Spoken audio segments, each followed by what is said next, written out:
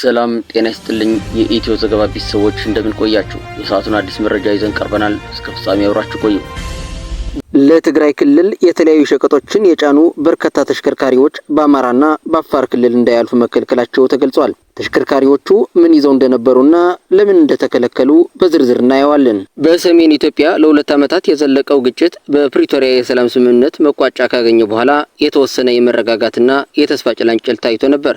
ህዝቡም ከግጭት ወደ ሰላምና ልማት ከእገዳ ወደ ነጻ እንቅስቃሴና የሸቀጦች ዝውውር ይመለሳል የሚል እምነት ሰንቆ ነበር። ይሁንና ከሰሞኑ የወጣው ዜና ይህንን ተስፋ በተወሰነ መልኩ የሚፈታተንና ስጋት የጫረ ሆኗል። ይኸውም የተለያዩ ሸቀጦችን ወደ ትግራይ ክልል የጫኑ በርካታ ተሽከርካሪዎች በአጎራባች በሆኑት የአማራና የአፋር ክልል በሚገኙ የፍተሻ ኬላዎች ላይ እንዲቆሙ መደረጋቸው ተዘግቧል። አሽከርካሪዎች እንደገለጹት ያለበቂ ማብራሪያ እንዲቆሙ መገደዳቸው የተለያዩ ጥያቄዎችን አስነስቷል። ይህ ክስተት በተለይ በቀድሞው ግጭት ወቅት የነበረውን የሸቀጦችና የእርዳታ እንቅስቃሴ መገደብ የሚያስታውስ በመሆኑ የአሽከርካሪዎችን ስጋት ከፍ አድርጎታል። ይህ የአሁኑ ክስተት በቀጥታ ከቀደሙት ሁኔታዎች ጋር ተያያዥነት ያለው መሆኑን ለመገንዘብ ያለፉትን ዓመታት መለስ ብሎ መመልከት ተገቢ ነው። ከህዳር 2012 ዓ.ም ጀምሮ እስከ ጥቅምት 2015 ዓ.ም ድረስ በትግራይ ክልል ሰፊ የሰብአዊና ቁሳዊ እንቅስቃሴ ገደቦች ተጥለው እንደነበር ይታወሳል። በወቅቱ መሰረታዊ አገልግሎቶች እንደ ባንክ፣ መገናኛ፣ ኢንተርኔትና ኤሌክትሪክ ተቋርጠው የነበረ ሲሆን የሰብአዊ እርዳታ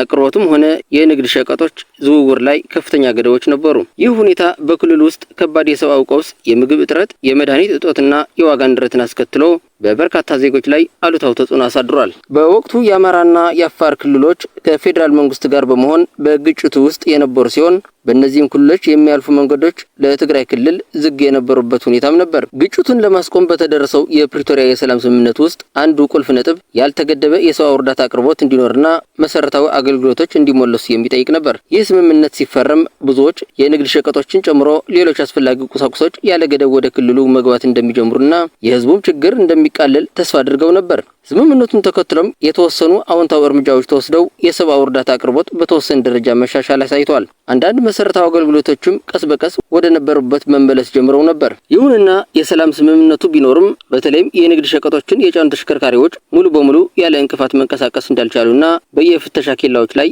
መዘግየቶችና አንዳንድ ጊዜም እገዳዎች እንደሚያጋጥሟቸው ሲነገር ቆይተዋል። አሁን በቀጥታ ከአሽከርካሪዎቹ አንደበት ይህ መረጋገጡ የችግሩን መኖር ያመለክታል። የአሁኑ የተሽከርካሪዎች መታገድ ዜና ከዚህ በፊት የነበሩትን ስጋቶች ዳግም የሚያነሳ ነው። ሸቀጦችን የጫኑ ተሽከርካሪዎች በአማራና በአፋር ክልሎች በሚገኙ የፍተሻ ኬላዎች ላይ መገታታቸው የችግሩ ምንጭ ከነዚህ ክልሎች አስተዳደራዊ ወይም ጸጥታ መዋቅሮች ጋር የተያያዘ ሊሆን እንደሚችል መላምት እንዲኖር ያደርጋል። የተለያዩ ሸቀጦች መባሉ ደግሞ እገዳው የተወሰኑ እቃዎች ላይ ብቻ ያነጣጠረ ሲሆን የክልሉን ሕዝብ የዕለት ተዕለት ህይወት የሚነኩ ሰፋ ያሉ የፍጆታና የንግድ ቁሳቁሶችን የሚያካትት ሊሆን እንደሚችል ያሳያል። እስካሁን ድረስ ለዚህ እገዳ ከሚመለከታቸው የክልል መንግስታትም ሆነ ከፌዴራል መንግስት በኩል የተሰጠ ይፋውና አሳማኝ ምክንያት አለመኖሩ ሁኔታውን ግልጽነት የጎደለው ያደርገዋል። ይህ ደግሞ ለተለያዩ ግምቶችና የህዝብ ስጋቶች በር ይከፍታል። ለቀናት ያህል ያለ ስራና ያለ እንቅስቃሴ በየመንገዱ እንዲቆሙ የሚገደዱ ተሽከርካሪዎች ለጊዜ ለገንዘብና ለጫኗቸው ሸቀጦች የመበላሸት ስጋት ይዳረጋሉ። እንዲህ አይነቱ የሸቀጦች እንቅስቃሴ መገደብ ከአሽከርካሪዎችና ከነጋዴዎች ችግር ባለፈ ሰፋ ያለ እንድምታ ሊኖረው ይችላል። በመጀመሪያ የንግድ ሸቀጦች ወደ ትግራይ በነጻ እንዳይገቡ መከልከል በክልሉ ውስጥ የሸቀጦች እጥረትን በማስከተል የዋጋ ንረትን ሊያባብስ ይችላል። ይህም ከግጭት ገና እያገገመ ያለውን ህዝብ የኑሮ ጫና ይበልጥ ሊያካብድበት ይችላል። በሁለተኛ ደረጃ እንዲህ ያሉ ድርጊቶች የፕሪቶሪያውን የሰላም ስምምነት መሰረታዊ መርሆችና መንፈስ የሚፈታተኑ ሊሆን ይችላሉ።